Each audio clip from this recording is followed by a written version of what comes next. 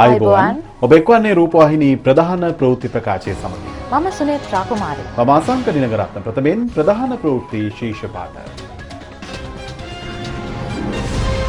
ගම සමග පිළිසඳරක් අයවැයෙන් වැඩ ලක්ෂයක් වැඩසටහන ආරම්භේ මහකන්නේදී වූ අඩුපාඩු ඉදිරියේදී යලි නොවිය යුතුයි පොහොර බෙදා හැරීමට විධිමත් යාන්ත්‍රණයක් සකසන්නයි ජනපතිගෙන් නිලධාරීන්ට උපදෙස් ඩෙන්මාර්කෙන් හඳුනාගත් ඔමික්‍රෝන් උපප්‍රවේදය අනෙකුත් උපප්‍රවේදවලට වඩා බෝවන සුළු බව හෙළිවේ. අරුන්දික ප්‍රනාන්දු අමාත්‍යවරයාගේ පුත්‍රයා ලබන 7 දක්වා ආරක්ෂිත බන්ධනාගාරයට පරීක්ෂණ නිමවනතුරු රාජ්‍ය අමාත්‍යවරයා තනතුරෙන් ඉවත් වීමට තීරණය කරයි. රාජතාන්ත්‍රික සම්බන්ධතා අංශ ගණනාවකින් වර්ධනය කර ගැනීමට ශ්‍රී ලංකාව සහ රටවල් කිහිපයක් අතර විශේෂ සාකච්ඡා 74 වැනි ජාතික නිදහස් දින සැමරුම අභිමානවත් අයුරින් පැවැත්වීමට සියල්ල සූදානම්. එක්සත් ජනපදයේ තම යුරෝපා මිත්‍රශීලී රාජ්‍ය වෙත අතිරේක බටපිරිස් යැවීම රුසියාවේ දැඩි විවේචනයට.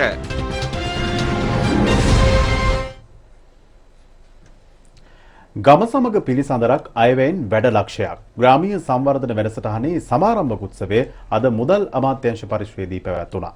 ඒ අමාත්‍ය බැසිල් රාජපක්ෂ මහතාගේ ප්‍රධානත්වයෙන් නිෂ්පාදන ආර්ථිකය ශක්තිමත් කිරීම අරමුණු කර ගනිමින් වැඩසටහන ක්‍රියාත්මක කරන්නේ මෙවර අයවැය මගින් ඉදිරිපත් කරන ලද යෝජනාවකට අනුවයි.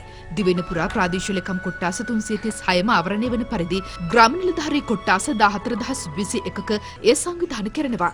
මහජන අවශ්‍යතාවයන් ජනතාව විසින්ම හඳුනා ගැනීමට හැකිවන පරිදි ව්‍යාපෘති හඳුනා ගැනීමේ ක්‍රියාවලිය සම්පූර්ණයෙන්ම විමධ්‍යගත කර ඇති අතර එක් ග්‍රාම සේවා වසමක ව්‍යාපෘති 5ක් හෝ 6ක් ආරම්භ කිරීමට නියමිතයි. අපි මේක අභියෝගයක් මේක මාස 12ක් ඇතුළත අපි අවසන් කිරීමයි අපේ බලාපොරොත්තුව. ඒ වැඩසටහන තුල ජනතාව ගමන් ගමට ගිහිල්ලා මේ අදහස් විමසලා විවිධ ගැළපීම් කරන. මොකද අපි දන්නවා ජාතික අවශ්‍යතාවය ජාතික ඉලක්ක සපුරාලීමත් අපිට කරන්න ඕන.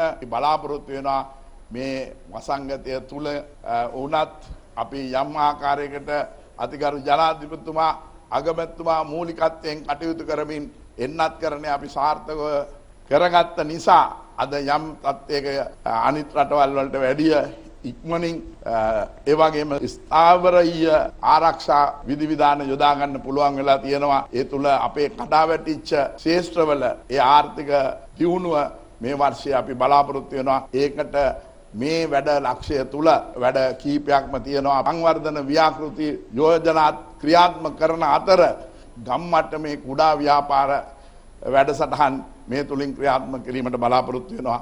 සමාරම්භක උත්සවයට සමගාමීව තවත් ප්‍රදේශ කිහිපයකද වැඩසටහන් නිල වශයෙන් ආරම්භ කෙරුණා. මිනුවන්ගොඩ විතානමුල්ල ප්‍රදේශයේ නිෂ්පාදන අලෙවි මධ්‍යස්ථානයක් ආරම්භ කිරීම හා ප්‍රදේශයේ දොඩම් වගාව ප්‍රචලිත කිරීමටද පියවරගෙන තිබෙනවා. ඒ අනුව එම ජනතාවට දොඩම් පෙළ බෙදා දීම සහ ගෘහාශ්‍රිත කර්මාන්ත සඳහා උපකරණ පිරිනැමීමද සිදු කෙරුණා. ග්‍රාමීය උවමනාවට අනුව ගමේ ජනතාව තමයි දන්නේ ගමට වෙන්න ඕන දේවල්. ඒ නිසා ඒ ගමේ ජනතාවට දැනෙනවා, ගමේ පන්සලේ හාමුදුරන්ට දැනෙනවා, ගමත් එක්ක බද්ධ වුණු රාජ්‍ය නිලධාරීන්ට දැනෙනවා. ඒ වගේම අනිකුත් දේශපාලන නියෝජිතින්ට දැනෙනවා, ග්‍රාමීය සහ ප්‍රාදේශීය නියෝජිතින්ට මේ හැමදෙනාගේම ශක්තිය එකතු වුණු තැන තමයි ගමක් හදන්නට පුළුවන්කමක් ලැබෙන්නේ. එය හඳුනාගත් අයවැය යෝජනාවලියක් 2022 වර්ෂයේ වෙනුවෙන් රට හමුවේ ප්‍රකාශයට පත් වෙනවා. ඉතිහාසයේ පළමු වරට දිස්ත්‍රික් ලේකම්වරුන් මූල්‍ය බලධාරීන් විදිහට හඳුන්වා දෙමින් ඔවුන්ට බලය පැවරෙනවා මේ මූල්‍ය පරිපාලන කාර්යභාරය සඳහා. ඒ කාර්යභාරයත් ඒ වගේම ප්‍රාදේශීය ජනතා නියෝජිතින්ට පැවරෙන අනිකුත් කාර්යභාරය සිදු කරන්නත් මූල්‍ය ප්‍රතිපාදන ලබා දී ඒ ඔස්සේ රට සංවර්ධනය කරන මූලික කඩයිම ගමින් ආරම්භ කරන්නයි මේ වැඩපිළිවෙල ගමක් පාසා අද දවසේදී සිදු වෙන්නේ. කුරුණෑගල නිකවරටිය මිල්ලගොඩ ප්‍රදේශීය ජනතාවටද ජීවනෝපාය සංවර්ධනයට අවශ්‍ය උපකරණ බෙදා දෙනු ලැබුවා. මේ වැඩසටහන ප්‍රජා මූලික වැඩසටහන. ගමේ ඉන්න තරුණ කණ්ඩායම, ගමේ ඉන්න වෘත්තීය පුහුණු ලබපු කණ්ඩායම, ගමේ ඉන්න ප්‍රජා සේවා කණ්ඩායම, ඒ වගේම විවිධ කාර්මික කටයුතු සිදු කරගෙන යන අය Tamanට අවශ්‍ය වැඩ කටයුතු මෙන්න මේක. අපට මූල්‍ය ප්‍රතිපාදන අවශ්‍ය වෙන්නේ මෙන්න මේ වැඩ කටයුතු කරගෙන යන්න කියලා යෝජනා කරනවා දේශපාලන අධිකාරියට, ඒ වගේම පරිපාලන අධිකාරියට. ඔවුන් සිදු කරන්නේ මධ්‍යම රජයට මේක දැනුම් දෙනවා. මෙහෙම වැඩසටහනක් මීට කලින් සිදු වෙලා නැහැ. ඒ කියන්නේ ප්‍රජාවගේ අවශ්‍යතාවය සඳහායි මේ සංවර්ධන වැඩ කටයුත්ත සිදු වෙන්නේ. ගම සමග පිළිසඳරක් අයවැයෙන් වැඩ ලක්ෂයක් ග්‍රාමීය සංවර්ධන වැඩසටහනේ සමාරම්භයට සමකාමීව අද දිවයින පුරා ප්‍රාදේශීය වැඩසටහන් රැසක්ද සංවිධානය කෙරුණා. කලවනාසනයේ ප්‍රධාන උත්සවය අයගම ශ්‍රී ගංගාරාම පුරාණ විහාරස්ථානයේදී පැවැත්වුණා. එය මත ජානක වක්කුඹුරු මහතාගේ ප්‍රධානත්වයෙන් විහාරස්ථානයේ ධර්මශාලාව ප්‍රතිසංස්කරණය මෙහිදී ආරම්භ කෙරුණා. විහාරාධිපති පූජ්‍ය රඹුක්පත දම්බදින්න හිමියන් ඇතුළු පිරිසක් මේ අවස්ථාවට එක්ව සිටියා. අයවැයෙන් වැඩ ලක්ෂයක් රත්නපුර දිස්ත්‍රික් උත්සවයේ පැවැත්වුණේ බටුගෙදර වෙල්යායේ ඇලේ පොළ වේල්ල කේන්ද්‍ර කරගනිමින්. ප්‍රධාන ආරාධිතයා වූයේ සබරගමු පළාත් ආණ්ඩුකාර ටිකිරි කොබ්බෑකඩුව මහතායි. ඇහැලේ පුළ ජලවේල්ල මගින් කුඹුරු අක්කර 50කට පමණ දියවර සපයනවා. මේ වන විට වේල්ල රොන් මඩ වලින් පිරී පැවතීම ගොවීන් මුහුණ දෙන ගැටලුවයි. රත්නපුර දිස්ත්‍රික්කයේ පමණක් සංවර්ධන වැඩසටහන් 4025ක් අද ආරම්භ කෙරුණා. අයවැයෙන් වැඩ ලක්ෂයක් යටතේ රත්නපුර දිස්ත්‍රික්කයේ ග්‍රාමීය ආර්ථිකය නගා සිටුවීමට රජය රුපියල් මිලියන 3885ක් වෙන් කර තිබෙනවා. පාර්ලිමේන්තු මන්ත්‍රී WDJ සෙනවිරත්න මහතා ඇතුළු පිරිසක්ද මේ අවස්ථාවට එක්ව සිටියා. අයවැයෙන් වැඩ ලක්ෂයක් අයවැයෙන් වැඩ ලක්ෂයක් ජාතික වැඩසටහනට සමගාමීව මාතර දිස්ත්‍රික් ප්‍රධාන වැඩසටහන කඹුරුපිටිය කරපුටුගල උතුර හා දකුණු ග්‍රාම සේවා වසම් දෙකෙහිදී අද පැවැත්වුණා. ඒ අමාත්‍ය ඩලස් අල්හපිරම මහතාගේ ප්‍රධානත්වයෙන් සේවා පියසේ ඉදිකිරීම මෙහිදී ආරම්භ කෙරුණා. මාතර දිස්ත්‍රික්කයේ ග්‍රාමීණ නිලධාරී වසම් 650ක මෙම වැඩසටහන ක්‍රියාත්මකයි. සුතිවන්ත වෙන්නට ඕන ඉතිහාසයේ පළවෙනි වතාවට මේ තරම් මුදල් කන්දරාවක් ගම ඉලක්ක කරගෙන මුදා හැරීම පිළිබඳව. ඒකේ වටිනාකම වැඩි වෙන්නේ මේ යුගයේ තියෙන ආර්ථික අමාරුකම් දිහා බැලුවම. රටක් විදියට අපේ ජීවිත කාලේ ලොකුම මුල්‍ය අර්බුදයේ තියෙන වෙලාව. එවැනි පසුබිමක තමයි මේ ගමට මේ මුදල් සංඛ්‍යාව එන්නේ. අයවැයෙන් වැඩ ලක්ෂයක් මහනුවර නිත්තවෙල ග්‍රාම නිලධාරී කොට්ටාසේ මහා කුඹුරු යාය සඳහා ජලය ගෙන යන ඇලෙහි ප්‍රතිසංස්කරණද අද ආරම්භ කෙරුණා. ඒ දිස්ත්‍රික් ලේකම් චන්දන තෙන්නකෝන් මහතාගේ ප්‍රධානත්වයෙන් මෙමගින් වගා කෙරෙන කුඹුරු බිම් ප්‍රමාණය අක්කර 18ක්. නිත්තවෙල පතහ සිට විදුමත් ලෙස මහා කුඹුර දක්වා ජලය ගෙන යාම ව්‍යාපෘති අරමුණයි. ඇල මාර්ගයේ මීටර 150කට වැඩි දුර ප්‍රමාණයක් ප්‍රතිසංස්කරණය කෙරෙන අතර ව්‍යාපෘතියට රුපියල් 12 ලක්ෂයක් වෙන් කර තිබෙනවා. අයවැයෙන් වැඩ ලක්ෂයක් රඹුක්කන ප්‍රාදේශීය ලේකම් කොට්ටාසේ දොඹේමඩ විද්‍යාලයේ ආරක්ෂිත බැම්ම ඉදිකිරීම අද රාජ්‍ය මත කනක හේරත් මහතාගේ ප්‍රධානත්වයෙන් ආරම්භ කෙරුණා. ඊට වැය කෙරෙන මුදල රුපියල් 8 ලක්ෂයක්. මෙවැනි ව්‍යාපෘති අධීර 4කින් ක්‍රියාත්මක අතර කෑගල්ල දිස්ත්‍රික්කයට පළමු කාර්තුව සඳහා රුපියල් මිලියන 700ක් වෙන් කර තිබෙනවා. අයවැයෙන් වැඩ ලක්ෂයක් ගම සමග පිළිසඳරක් අයවැයෙන් වැඩ ලක්ෂයක් වැඩසටහන යටතේ නාත්තන්ඩිය ආසනයේ ග්‍රාම සේවා වසම් 47ක ව්‍යාපෘති 349ක් ක්‍රියාත්මකයි. ඉරණවිල ස්ථාපනය කෙරෙන නව සේවා පියස ගොඩනැගිල්ලේ ඉදිකිරීම අද ආරම්භ කෙරුණේ පාර්ලිමේන්තු මන්ත්‍රී දිස්ත්‍රික් කමිටු සභාපති අශෝක ප්‍රියන්ත මහතාගේ ප්‍රධානත්වයෙන්. අයවැයෙන් වැඩ ලක්ෂයක් කන්තලේ රජාල විදුහල පරිශ්‍රයේද සංවර්ධන ව්‍යාපෘතියක් ආරම්භ කෙරුණා. පාසලට අඩුවක්ව පැවති ආරක්ෂිත බැම්මට මුල්ගල තැබීම සහ ජලය ලබා ගැනීම සඳහා නළලින්දක් සැකසීම මේ යටතේ සිදු කෙරෙනවා. පාර්ලිමේන්තු මන්ත්‍රී සංවර්ධන කමිටු සභාපති කපිල නුවන් අතකෝරළ මහතා ඇතුළු පිරිසක් මේ අවස්ථාවට එක්ව සිටියා. අයවැයෙන් වැඩ ලක්ෂයක් කළුතර දුම්මල මෝදර ඇල සංවර්ධනයේද අයවැයෙන් වැඩ ලක්ෂයක් වැඩසටහන යටතේ ක්‍රියාත්මකයි. එමගින් කුඹුරු අක්කර 500ක් අස්වැද්දීමට නියමිතයි.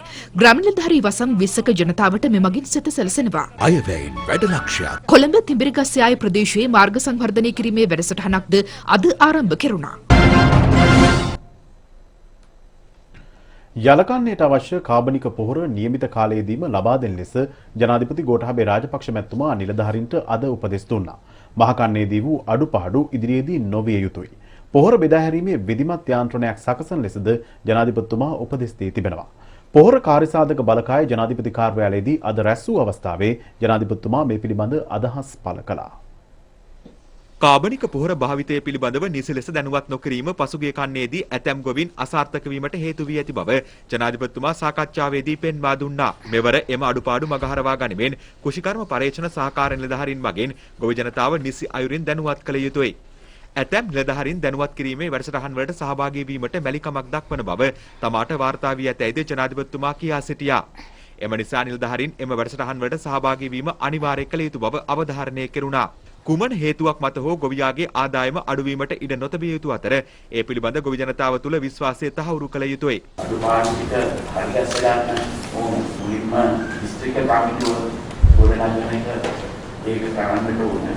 හැම කෙනාගේම ප්‍රශ්නේ මොකද්ද කරන්න ඕන කියන එක දන්නේ නැහැ. කොවිඩ් මහත්තු ඉවැටිදෙනින් කියන්නේ අපිට පොර දෙන්න.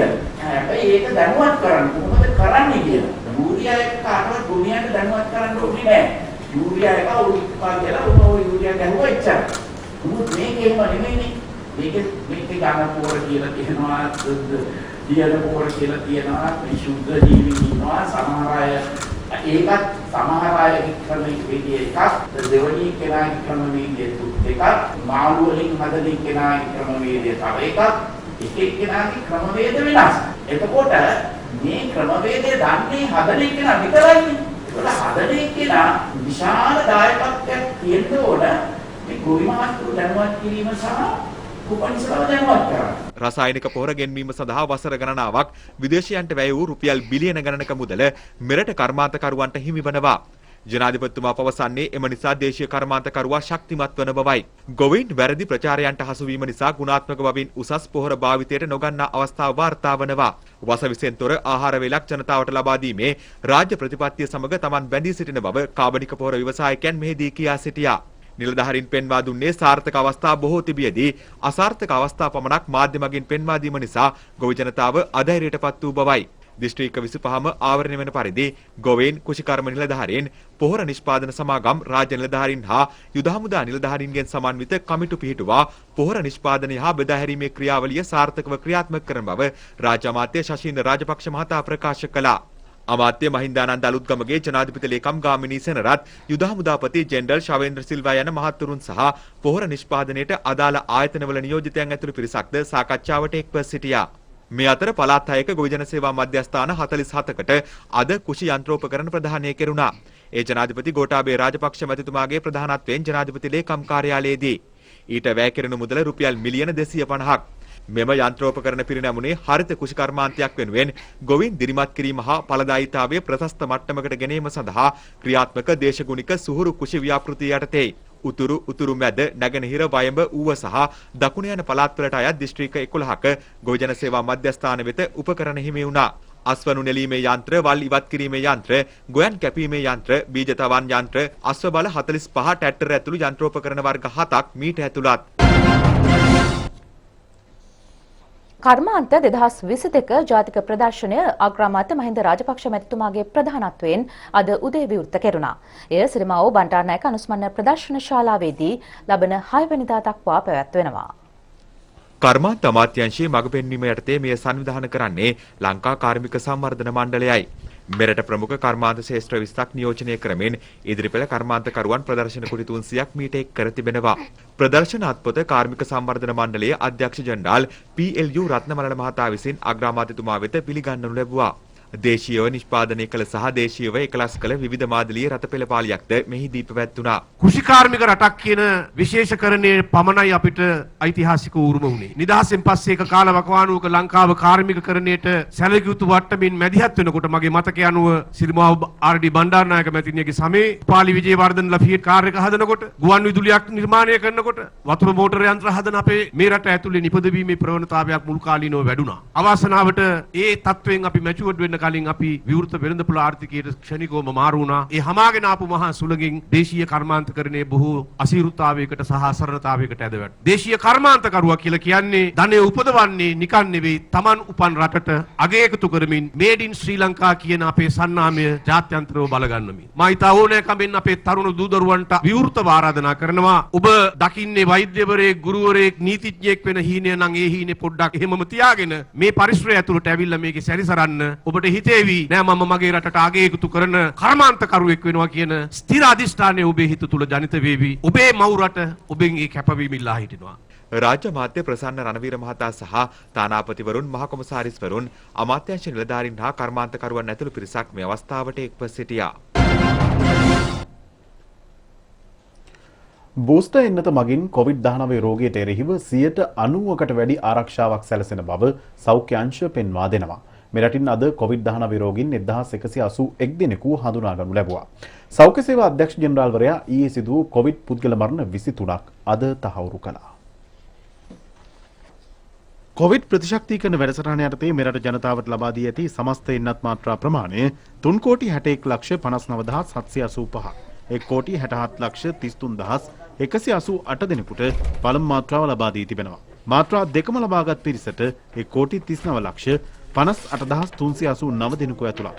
බූස්ටර් මාත්‍රාව 54,68,208 දෙනෙකුට ලබා දී අවසන්. ඊයේ පෙරේදාත් දින දෙකේම ලක්ෂයකට ආසන්න සංඛ්‍යාවක් මේ තුන්වන මාත්‍රාව ලබාගෙන තියෙනවා. මුළු ප්‍රතිශතය 130 ගණනක් තිබිච්ච එක දැන් 140කට ඉතාම ආසන්න වෙලා තියෙනවා. මේ යන ප්‍රවණතාවය දිගට පැවතුනොත් දින කිහිපයක් තුළ අපිට සාධාරණ ආවරණයක් ලබා ගැනීමට පුළුවන් වේවි කියලා හිතනවා. මෙහිදී මේ එන්නත ලබාගත් සියලු දෙනාගෙන්ම ඉල්ලා සිටින්නේ තමන්ගේ අත්දැකීම් අනෙක් අයට පවසන්න. 90%කට වැඩි ආරක්ෂාවක් තියෙනවා. මේ එන්නත් තුන්වෙනි මාත්‍රාව දීලා ඕමික්‍රෝන් ප්‍රභේදයෙන් ජනතාව බේරගන්න එක. මේක සාපේක්ෂ වශයෙන් ගත්තොත් එන්නත් ගත්ත නැති අය රෝහල්ගත වෙන ප්‍රමාණය සාපේක්ෂව 90%ක් ආරක්ෂා වෙනවා. ඒ කියන්නේ එන්නත් ගත්ත නැති අය 100ක් රෝහල්ගත වෙනවා නම් ඒක 10ට අඩුවට බස්සනවා මේ තුන්වෙනි මාත්‍රාව ගත්තොත්. ඕමික්‍රෝන් ප්‍රභේදය දෙවතාවක් හැදෙන්න මම හිතන්නේ කාලය අඩුයි. සුමානයකට පස්සේ මේ ඕමික්‍රෝන් ප්‍රභේදය වෙන කෙනෙක්ට පැතිරෙන්නේ නැහැ. එන්නත් කරන්නේ සිද්ධ වෙච්ච නිසා ජීවිත අනතුරු අඩු වෙලා තියෙනවා. අපේ රටේ මිත්‍යා මත නිසාවෙන් අපි කියන බූස්ට් එක කියලා. ඒ උත්ප්‍රේරණ එන්නතට එන ප්‍රමාණය අඩු වෙලා තියෙනවා. කොවිඩ් රෝගය ආරම්භ වෙච්ච මුල් වෙලාවෙත් මතකනේ. පැණි බිව්ව කොච්චර පැණි පස්සේ ගියාද? නේ පැණි පෙරහැරවල් නැතිබුණේ. ඉතින් ඒ වගේම ආරම්භයේදී තිබිච්ච මිත්‍යාවෙන් මිදිලා අපි ආව නිවැරදි පාරට විද්‍යාත්මක පාරට ආව. දැන් අවසානයේ නැවත කොළඹ ජනමාධ්‍ය මාධ්‍යංශයේ කාර්ය මණ්ඩලයට බූස්ටර් මාත්‍රාව ලබා දීමේ වැඩසටහනක් අද පැවැත්වුණා. ඒ ශ්‍රී ලංකා යුද හමුදා වෛද්‍ය බලකායේ දායකත්වයෙන්. කොළඹ කම්කරු දෙපාර්තමේන්තුවේ කාර්ය මණ්ඩලයටද අද බූස්ටර් එන්නත ලබා දීම සිදු කෙරුණා. ඊටද සහභාගී වූයේ යුද හමුදා වෛද්‍ය බලකායයි. ජනාධිපතිතුමාගේ උපදෙස් සහ ආරක්ෂක මාණ්ඩලික ප්‍රධානී සහ යුද හමුදාපති ජෙනරල් ශවේන්ද්‍ර සිල්වා මහතාගේ අධීක්ෂණය යටතේ වැඩසටහන ක්‍රියාත්මකයි.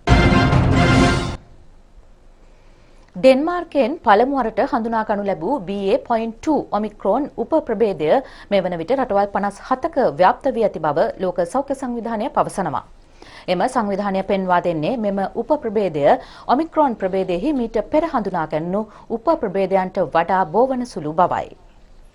ලොව ඇතැම් රටවලින් හඳුනා ගැනෙන ඔමික්‍රෝන් ප්‍රභේදය ආසාදිතයන්ගෙන් අඩකට වඩා වැඩි පිරිසක් BA.2 නව උප ප්‍රභේදය ආසාදිතයන් බවට මෙවන විට හඳුනාගෙන ඇති බව ලෝක සෞඛ්‍ය සංවිධානය පවසනවා.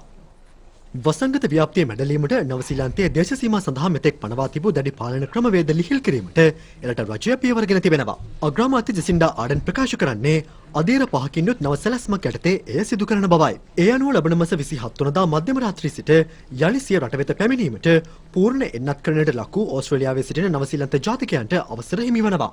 මාර්තු මාස 13 වනදා සිට පූර්ණ එන්නත් කරන්නට ලක් වූ ලෝපුරා වෙසෙන නවසීලන්ත ජාතික පුද්ගලයන්ටද සිය රට වෙත පැමිණීමට අවස්ථාව හිමි වනු ඇත. එළමෙන ඔක්තෝබර් මාසයේ වන විට ලොව සියලුම රටවලින් පැමිණෙන සංචාරකයන් සඳහා නවසීලන්ත දේශ සීමා මුළුමනින්ම යලි විවෘත කිරීමට එම රජය අපේක්ෂා කරන බව විදේශ මාධ්‍ය සඳහන් කරනවා.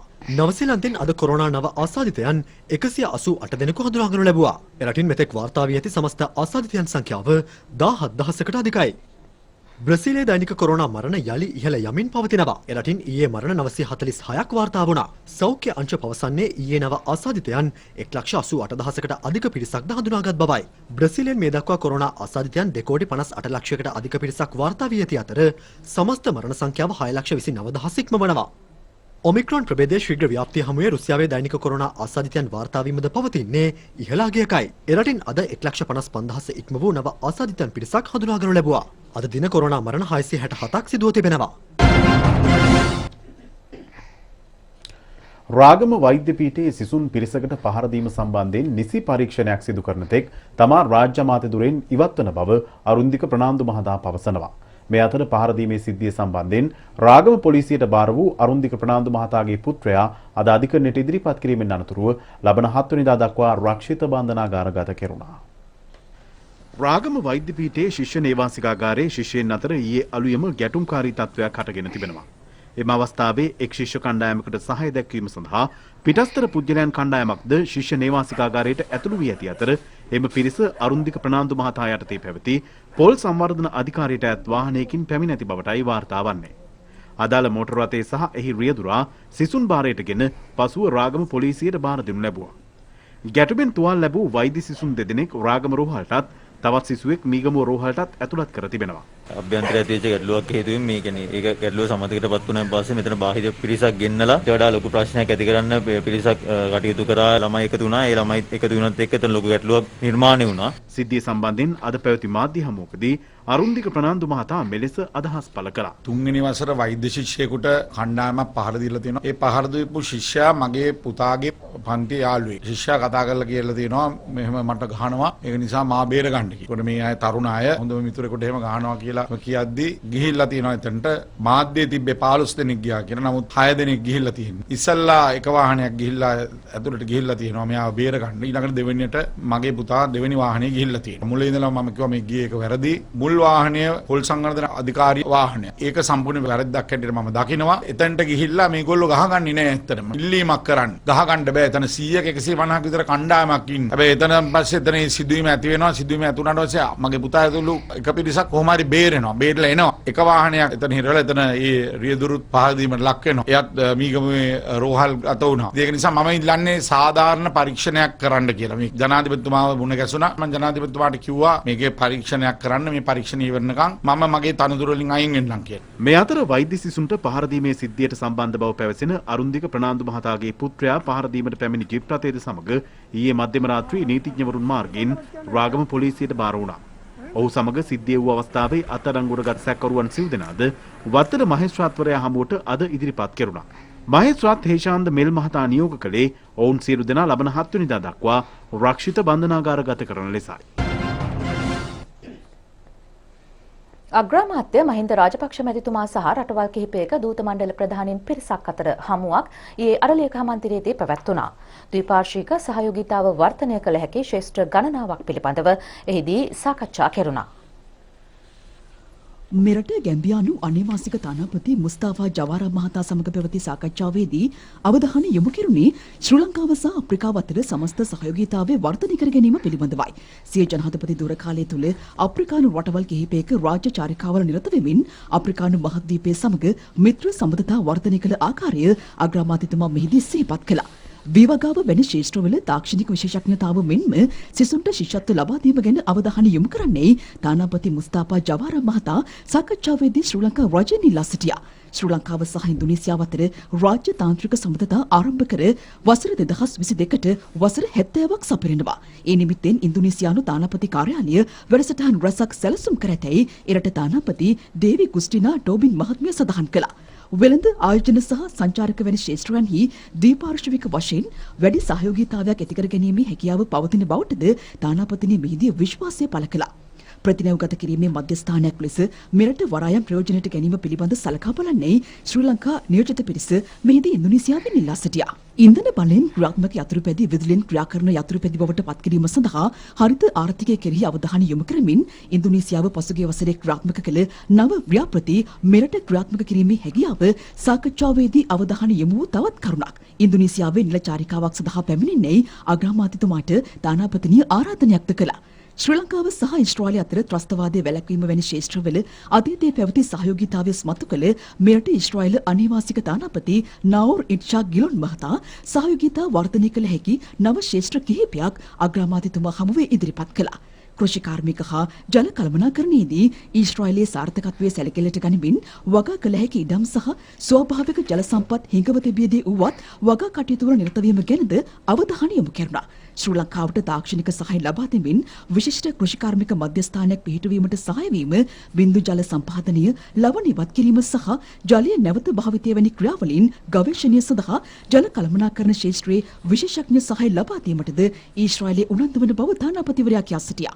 ඊශ්‍රායලයේ සේවය කරන ශ්‍රී ලාංකික ශ්‍රමිකයන් පිළිබඳව ධනාත්මක අදහස් පළ කළ නාවුර් ඉට්ෂා ගිලොන් මහතා ඔවුන් දෙරටටම ප්‍රතිලාභ ලබා දී ඇතැයිද සඳහන් කළා. ශ්‍රී ලංකාවට ආයෝජකයන් ගෙන්වා ගැනීම සහ සංචාරක ව්‍යාපාරය ඉහළ නැංවීමට කටයුතු කිරීම සඳහා ශ්‍රී ලංකා නියෝජිත පිරිස මෙම සාකච්ඡා තුනේදීම කැමැත්ත පළ කළා. 74 වෙනි ජාතික නිදහස් දිනවල අභිමානවත් අයුරින් සැමරීමට සියල්ල සූදානම්. උත්සවය හෙට උදේ 7:30ට පමණ ආරම්භ කිරීමට නියමිතයි.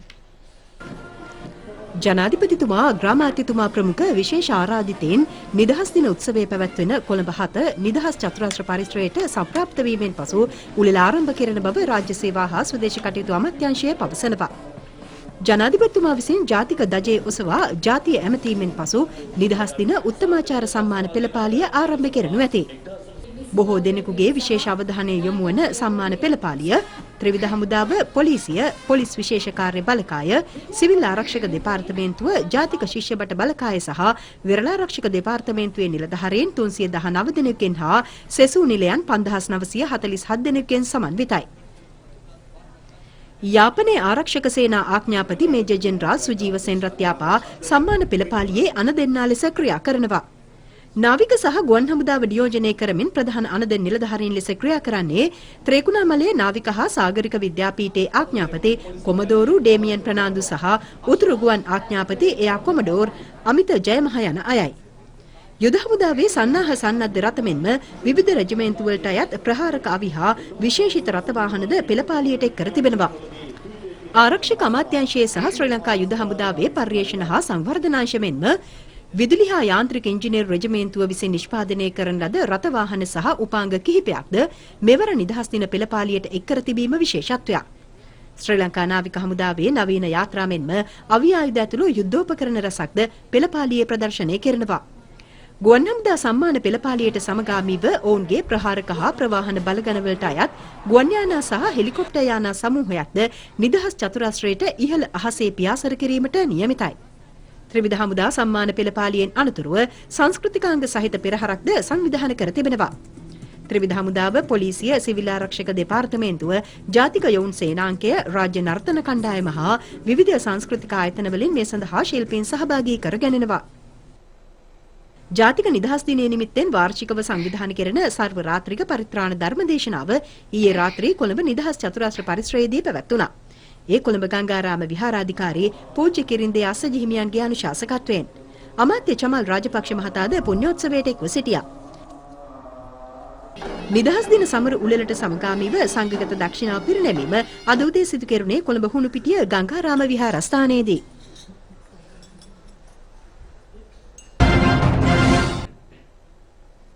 තවත් ප්‍රවෘත්ති විරාමෙන් පසුව බලාපොරොත්තු වන්න.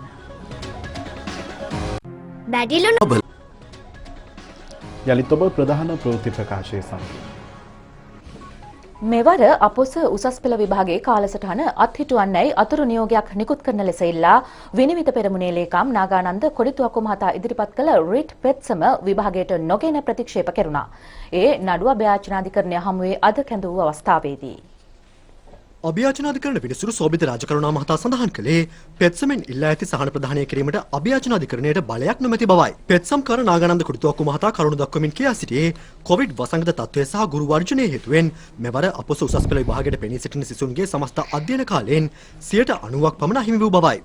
එම ඉල්ලීමට විරෝධය පළ කරමින් මෙවර උසස් පෙළ විභාගයට පෙනී සිටින සිසුවියන් දෙදෙනෙකු අතරමැදි පෙත්සම් දෙකක් ඉදිරිපත් කර තිබුණා. ඔවුන් වෙනුවෙන් පෙනී සිටි නීතිඥවරු පෙත්සම්කරු ඉල්ලා සිටින සහනය ප්‍රදානය කිරීමට අභ්‍යාචනාධිකරණයට බලයක් නොමැති බවට තර්ක කළා. දෙපාර්ශ්වයේ ඉදිරිපත් කළ කරුණු සලකා බැලූ විනිසුරුවරයා මෙම පෙත්සම විභාගයට ගැනීමට තරම් නීතිමය පදනමක් නොමැති බැවින් එය ප්‍රතික්ෂේප කරන බව දැනුම් දුන්නා.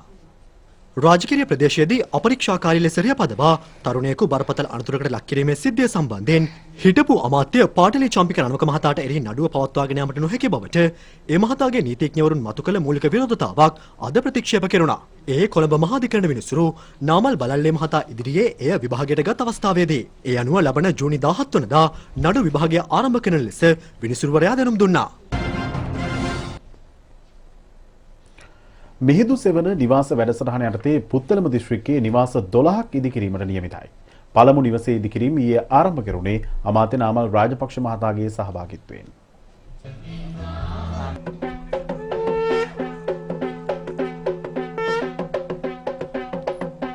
ආරච්චි කට්ටුව ප්‍රාදේශීය ලේකම් කොට්ටාසේ වෛරන් කට්ටුව හා කුඹුටුකුලිය යන ප්‍රදේශවල නාමල්ගම නිවාස යෝජනා ක්‍රමය යටතේ ඉදිකෙරෙන නිවාස සඳහා මුල්කල තැබීමද මෙහිදී සිදු කෙරුණා.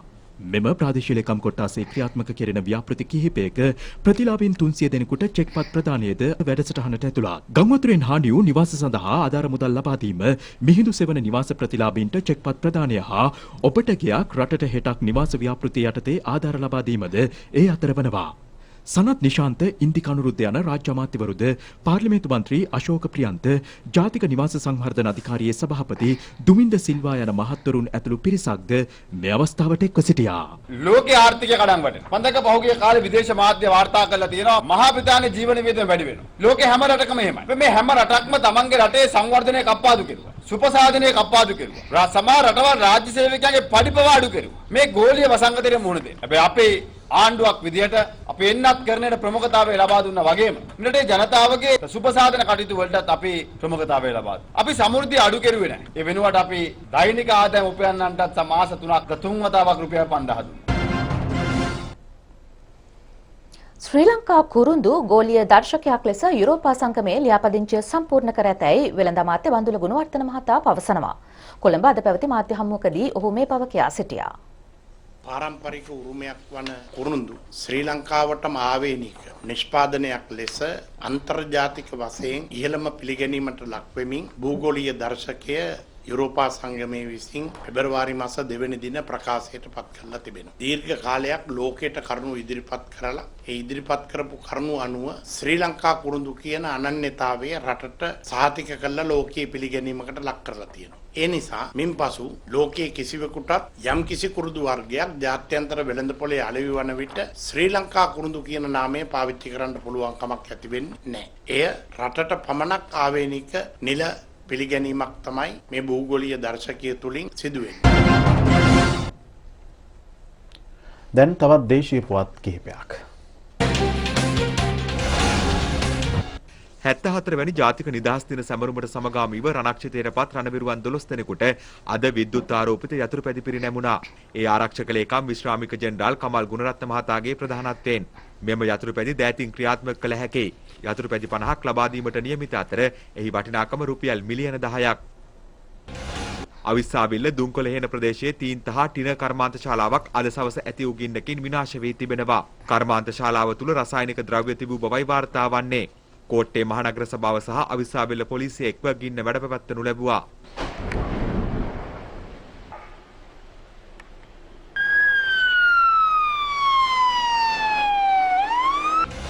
බ්‍රිතාන්‍යයේ මෙවර රූ රැජින එවැන්ජලින් එල්ක්මැන මෙනවිය අද ශ්‍රී ලංකාවේ සංචාරයකට පැමිණියා. ඇය ශ්‍රී ලාංකික සම්භවයක් සහිත කාන්තාවක්. ශ්‍රී ලංකා සංචාරක ප්‍රවර්ධන කාර්යාංශයේ අනුග්‍රහය යටතේ පැමිණි ඇය මෙරට රැඳී සිටින කාල සීමාවේදී විවිධ සමාජ සත්කාර සේවා රැසකට දායක වීමට නියමිතයි.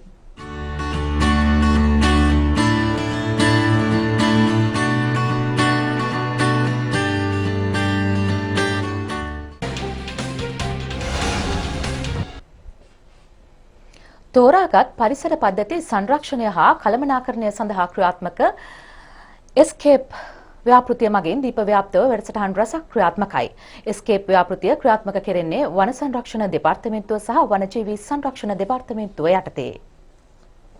සත්ව වාසස්ථාන වැඩි දියුණු කිරීම සහ විවිධ පරිසර පද්ධතීන් නිවසන ජීවීන්ගේ යහපත පිණිස වනාන්තර ආශ්‍රිතව ජීවත් වන ප්‍රජාව වෙනුවෙන් ජීවනෝපාය සංවර්ධන වැඩසටහනක්ද මේ යටතේ ක්‍රියාත්මකයි. ලෝක බැංකුව ආධාර මගින් ක්‍රියාත්මක පරිසර පද්ධති සංරක්ෂණ හා කළමනාකරණ ව්‍යාපෘතිය යටතේ දෙනියාය පිටදෙනිය සහ ලංකාගම කේන්ද්‍ර කර ගනිමින්ද වැඩසටහනක් ක්‍රියාත්මක කරනවා. පසුගිය දිනවල එම ප්‍රදේශයන්හි සංචාරය කළ වෙස්සගිරි නිෂ්පාදන කණ්ඩායමට ව්‍යාපෘතියෙන් සහන ලද ප්‍රජාව මුණ ගැසීමට අවස්ථාව හිමි වුණා. එක්ස්කෑම්ප් ව්‍යාපෘතිය මගින් නැගෙන එම ප්‍රදේශවල ජන ජීවිතය මෙන්ම සොබාදහමේ සොඳුරු තැන් රැගත් වෙස්සගිරි විශේෂ වැඩසටහන ජාතික රූපවාහිනිය ඔස්සේ හෙට රාත්‍රී 7ට නැරඹිය හැකියි. වෙස්සගිරි මිහිකතට හුස්මක් සිකුරාදා රාත්‍රී 7ට.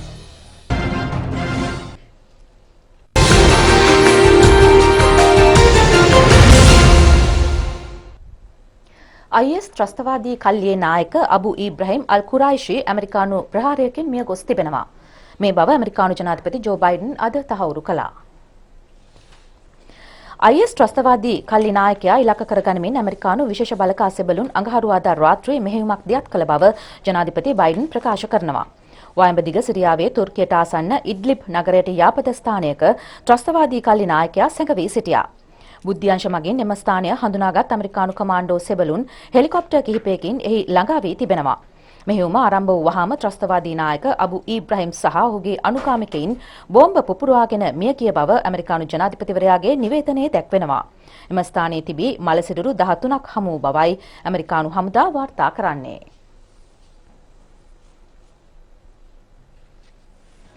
ඒ සමගින් රූපවාහිනී ප්‍රධාන ප්‍රවෘත්ති ප්‍රකාශය නිමවට පත්වනවා. ඉතින්